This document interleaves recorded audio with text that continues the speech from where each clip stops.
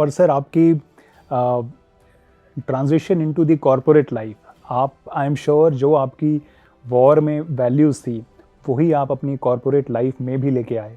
तो ये आपको ट्रांजिशन कैसा रहा और आप इनको वहाँ पे कैसे अप्लाई कर पाए? बहुत अच्छा क्वेश्चन है।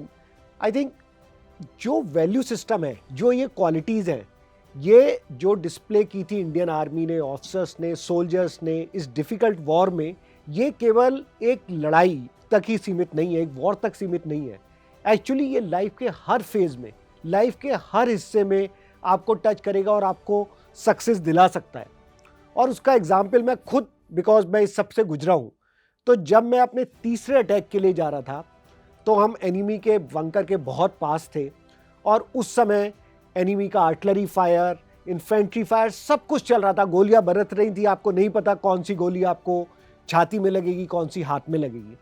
और उस समय मैं अचानक बुरी तरह से इंजर्ड हो गया एनिमी के आर्टिलरी फायर से। उस इंजर्ड होने के बाद भी मैं रुका नहीं, क्योंकि अगर उस समय सबको पता चल जाता कि एक और ऑफिसर हिट हो गया है, गोली लगी है, तो लोगों का मनोबल टूट जाता।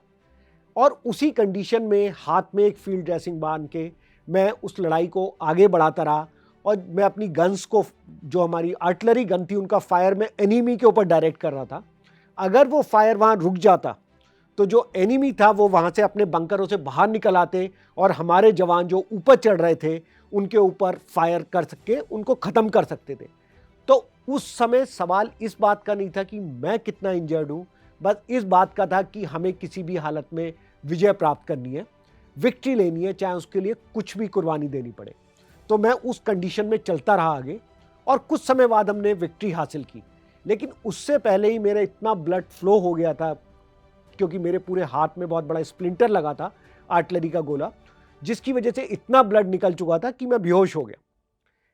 शायद उस दिन मैंने अपनी ज़िंदगी की सबसे पेनफुल और सबसे लंबी जो मेरा रिटर्न बैक था, बट मेरे मन में एक ही चीज़ थी कि I don't have to die for my country, I have to live for another day and fight for another day. और उसी विश्वास के साथ इतनी बार शायद मुझे एक एक पल, एक एक कदम इतना डिफ़िकल्ट था कि मुझे पता नहीं था कि अगला कदम ले पाऊंगा नहीं, लेकिन मैंने वो दूरी जो मेरे ऊपर जहाँ से गोली लगी थी और जहाँ से मुझे फर्स्ट एड मिल सकती थी, वो मंजिल तय की और मैं किसी तरह वहाँ पहुँचा। लेकिन लाइफ आपको कुछ भी, आपको प्रिपेयर रहना चाहिए लाइफ में हर पल के लिए।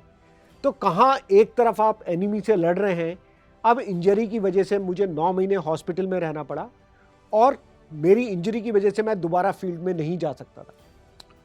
बट ये क्वालिटी जो मैंने आपसे बात करी, never give up, winners attitude, mental strength, same चीज़ें हॉस्पिटल बेड से मैंने MBA की तैयारी शुरू करी। काफ़ी मुझे जॉब ऑफ़र मिले being a war hero, but ये मेरे एक सम्मान का प्रश्न था। मैं एक जॉब इसलिए नहीं लेना चाहता था क्योंकि मैंने देश के लिए कुछ किया है, वो मेरा कर्तव्य था और मैं उसके लिए हमेशा बहुत प्राउड हूँ। और मैंने डिसाइड किया कि I will start all over again from the ground level and again prove myself. So मैंने हॉस्पिटल के बेड से बैठ के अपनी MBA की पढ़ाई शुरू करी and there was only one thing in mind, I will not give up whatever happens. 8 महीने युद्ध क्षेत्र अलग हो गया, उन पहाड़ियों से हॉस्पिटल का बेड था और उन वेपन, SLR, LMG की जगह वो मेरी MBA की बुक्स थी प्रिपरेशन के लिए। 8 महीने की कड़ी मेहनत के बाद मैंने इंडिया के कई टॉप मैनेजमेंट कॉलेज को क्वालिफाई किया। मैं दिल्ली में था, इसलिए मैंने FMS दिल्ली में एडमिशन लिया और उन्हीं वैल्यू सिस्टम के बाद मैं पूरा अलग था पढ़ाई से for last 7 years, but does not matter, क्योंकि सेम चीज़ से आप किसी भी क्षेत्र में आगे बढ़ सकते हो। और 2 साल बाद मैं FMS दिल्ली, जो देश का एक one of the top MBA college है, वहाँ से गोल्ड मेडल के साथ पास आउट हुआ और मैंने अपनी कॉर्पोरेट जर्नी शुरू करी। So does not matter what field you are in, qualities are same.